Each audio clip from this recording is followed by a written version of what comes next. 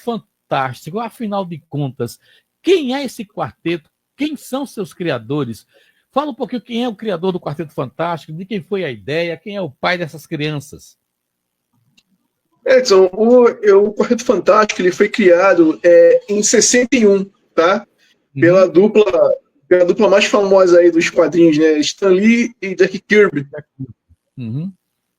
E criado ali, vamos dizer assim, nos primórdios da Marvel, né? Vamos dizer que a gente pode dizer que a Marvel Comics mesmo, né? Que antes era Timely Comics. Então a Marvel Comics mesmo se iniciou ali com o Quarteto, com Aranha, com o Thor e companhia. Tá? Eles foram criados em 1961 e basicamente, acho que todo mundo já sabe disso, é uma família composta por dois irmãos, o John Storm... Pera um pouquinho, deixa eu atrapalhar você. Qual foi a inspiração? Foi baseado mais ou menos em quê? Como é que surgiu a ideia de criar esse quarteto? Você sabe nos informar? Edson, é bom a gente lembrar que a gente está em plena era de exploração espacial, tá? Quando foi criado o quarteto, né? Estava ali na corrida espacial. Estávamos também numa época muito grande de ficção científica.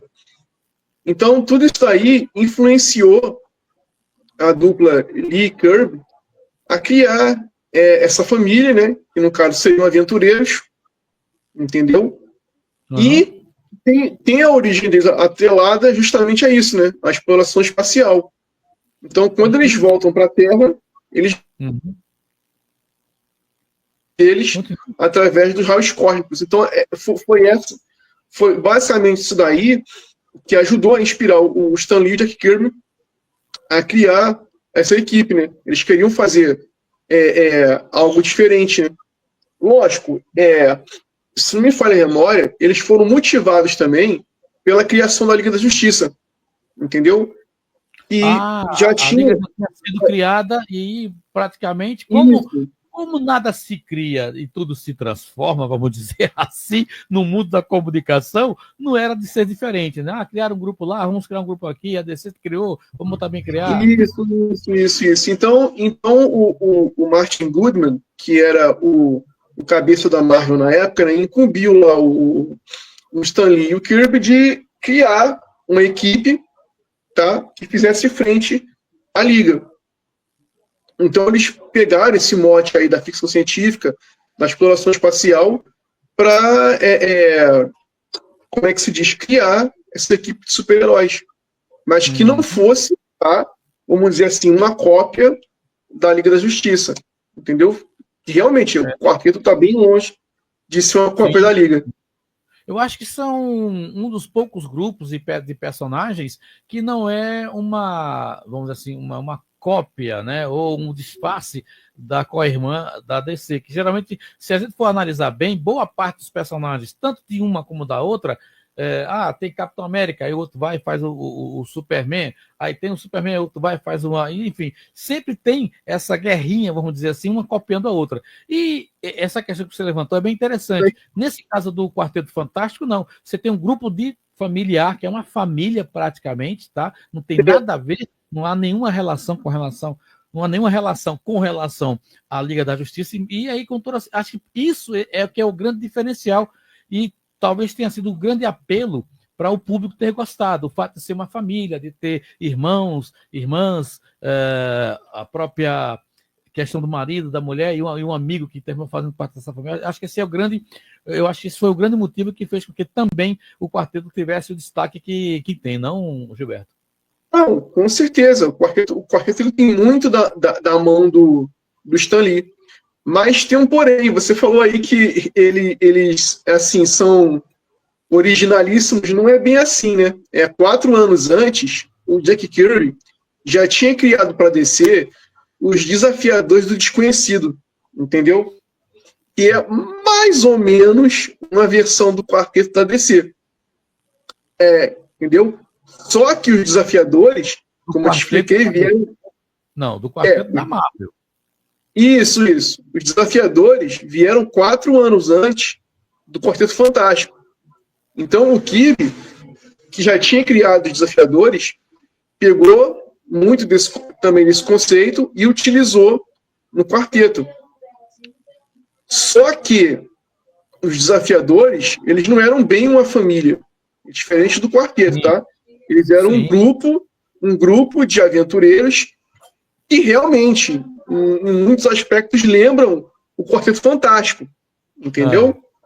Eles usam o mesmo uniforme, tem o gênio da equipe, tem o piloto, tem o esquentadinho, tem a mocinha, entendeu? Certo. Mas então, o Quarteto Fantástico é uma família, né? Ali, como eu falei, é um casal, um irmão e um amigo que se tornaram... É isso que eu estou referindo. Não, tudo bem, mas como eu estou te explicando, o quarteto ele não é bem, vamos dizer assim, 100% original, né? Ele realmente pegou muito também disso daí, dos Desafiadores do Desconhecido, mas foi criado basicamente para fazer frente ao título da Liga da Justiça. Então, o Kirby pegou muito esse mote, que ele já havia trabalhado anos antes, junto com o Stan Lee, que realmente deu essa questão de família mesmo para a equipe, entendeu? Sim. E interessante é que o quarteto ele se deu muito melhor entre os fãs do que os Desafiadores. Eles infelizmente, uma equipe que tem muito potencial, mas a DC nunca desenvolveu muito bem. Pode ser que futuramente eles ganhem um filme aí, porque o James Gunn tem esse intuito de resgatar personagens obscuros. Mas voltando ao quarteto... Pera só um pouquinho. No caso, os Desafiadores, ainda existe a HQ deles ou não? Existem. É porque eles nunca foram tão populares quanto o quarteto, entendeu? Até porque o quarteto, desde que ele surgiu em 61, ele praticamente até, vamos dizer assim, uns 10 anos atrás, ele sempre tinha uma revista nas bancas, entendeu? Sim. Ao contrário dos Desafiadores, que começavam, paravam, depois passavam, sei lá, uma década sem nenhuma história, depois voltavam, entendeu? Entendi. O quarteto não, ele caiu muito mais nas graças aí do público do que os Desafiadores. Como eu falei, o apelo da família pegou muita gente. É como o Homem-Aranha, né? O Homem-Aranha se identificou bastante com a juventude da época pelas qualidades, pelas dificuldades que o personagem tinha, que o Peter Parker tem, né? No caso, no seu dia a dia, pagar as contas, ajudar a sua tia e tudo mais, trabalhar no Clarim e ser um freelancer, enfim. Então, há identificação quase que direta com nós, seres humanos normais, vamos dizer assim, no sentido da produção desse tipo de personagens caírem nas graças do público de uma forma geral. Mas voltando na questão do quarteto, então a criação do Jack Kirby e do Stan Lee, né, contava a história dessa família que foi para o espaço, não é isso? Foi fazer pesquisas espaciais, é esse o mote da origem deles? Isso. Originalmente, né, eles roubam. Lógico, a gente tem que dar um desconto porque a gente está falando do começo dos anos 60, né? Eles conseguem entrar na base aérea. Roubam o foguete, né? E se lançam ao espaço lá para fazer a pesquisa, né? Entendeu?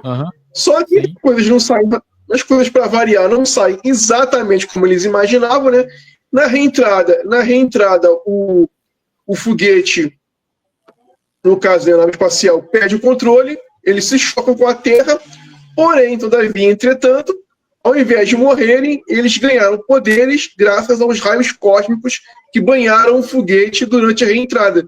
Entendeu? Então, cada um deles teve o DNA alterado, né? E ganhou um poder distinto. Cara, isso aí me lembrou em 100% a narrativa de origem do Quarteto Fantástico, o filme de Roger Corman. É exatamente assim como acontece. Exatamente. Realmente, né? Cara, que interessante isso. Você falando aí, me lembrando que você já assistiu, né? Já chegou a assistir, né? Essa pérola maravilhosa. Já, mas faz muito tempo. Eu me lembro que, inclusive, cheguei a assistir esse filme num evento de quadrinhos lá no Rio já há mais de 30 anos, que naquela época era a sensação, né?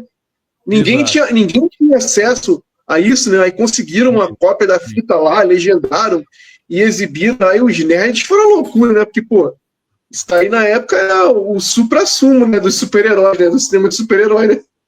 Não, é tosco, mas é divertido. Você tem que ir de mente aberta para poder assistir, porque é uma tosqueira. Mas eles seguem, basicamente segue bem a origem do Quarteto Fantástico. Isso. É aquela velha história. É tão ruim que dá a volta, né? Acaba se tornando interessante. Exatamente. É a tosqueira que é agradável. Bom, mas no caso aí, lógico, com o passar dos anos, deram uma melhorada na questão da história, né? Deram uma adaptada também para que ficasse um pouco mais coerente essa questão da...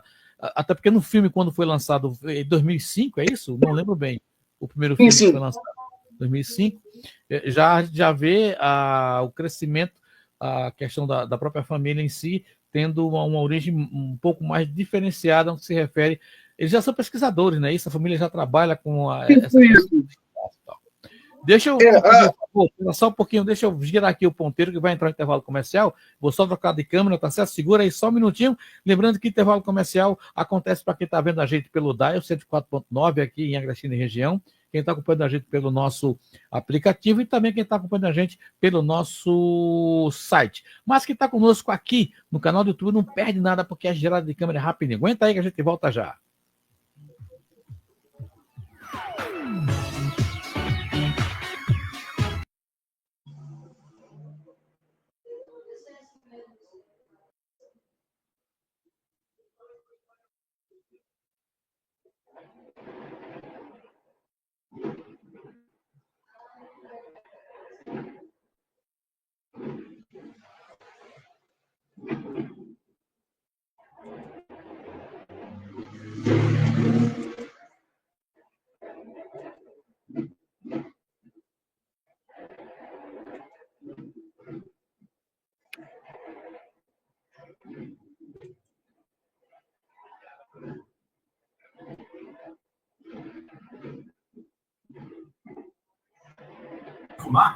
Oi, meu querido, está me ouvindo?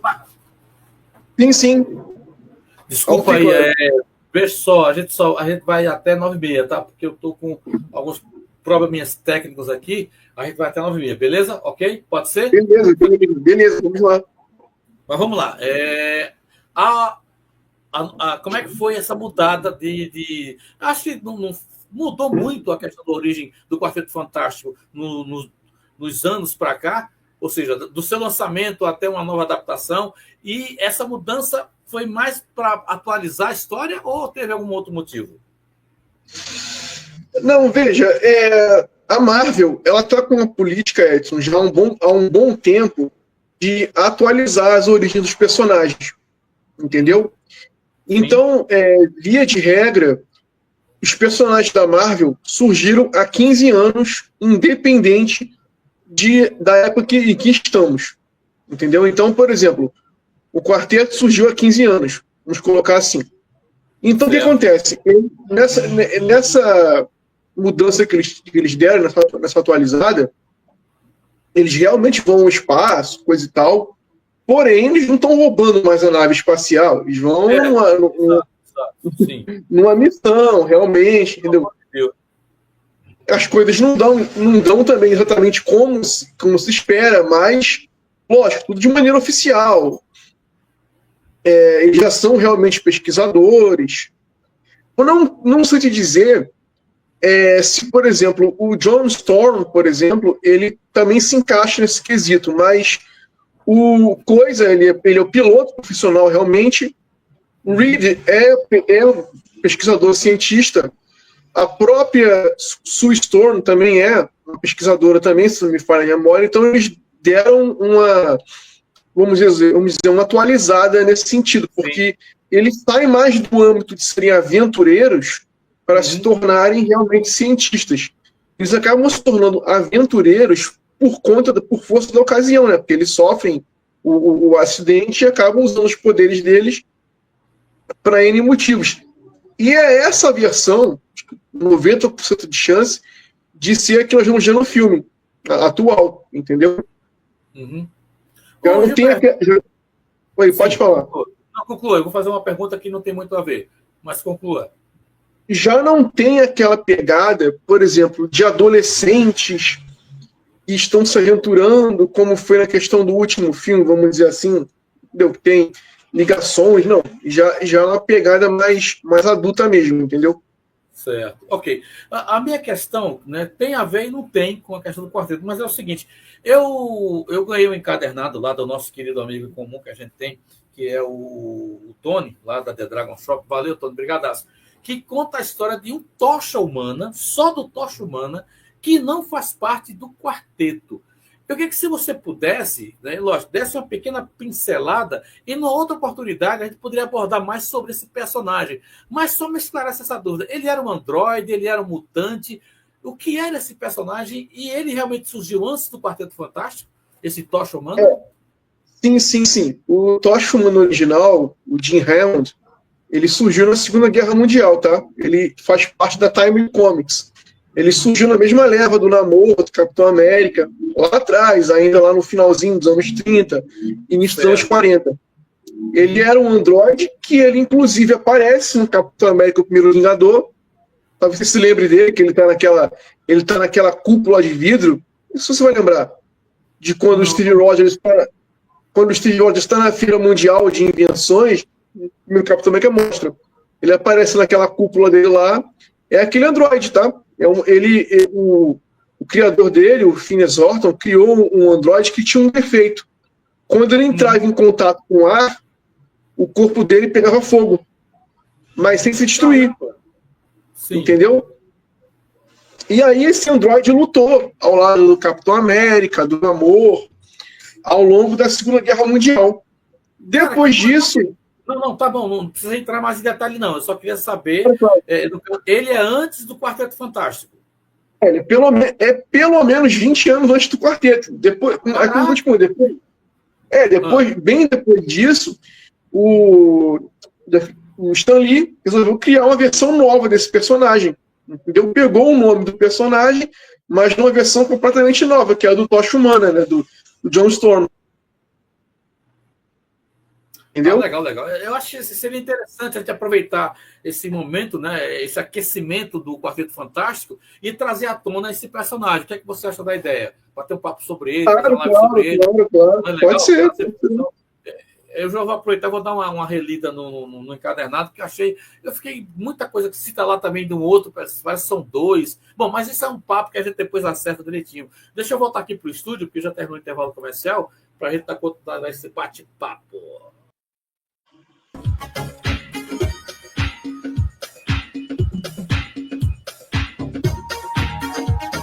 Estamos de volta aqui pela nossa rádio Alternativa FM, a rádio da gente, Clube do Filme Podcast, dessa quarta-feira. Hoje tivemos a primeira parte, a entrevista com o nosso querido Aramis Trindade. Nessa segunda parte, recebendo o nosso querido Gilberto Azan. Estamos conversando a respeito, afinal, quem é o Quarteto Fantástico? Gilberto, vamos traçar um pouco do perfil, né? Você falou que deram uma adaptada, uma remodelada no que se refere na história do quarteto, na questão da sua origem, atualizaram mais, até porque para deixar o público mais quebrar esse paradigma. Não, eles roubaram a nave, mas aí não, deram uma repagina. Ele repete, por favor. Eu achei bem interessante a forma como você explicou essa mudança que foi feita nesses personagens.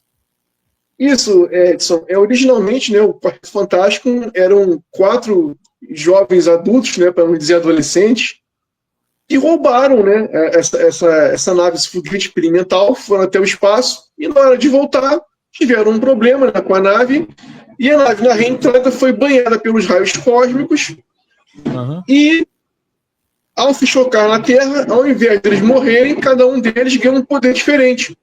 O DNA deles foi alterado.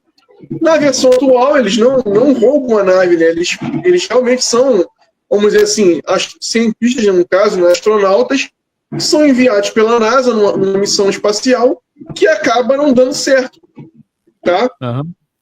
A partir daí, a origem é a mesma.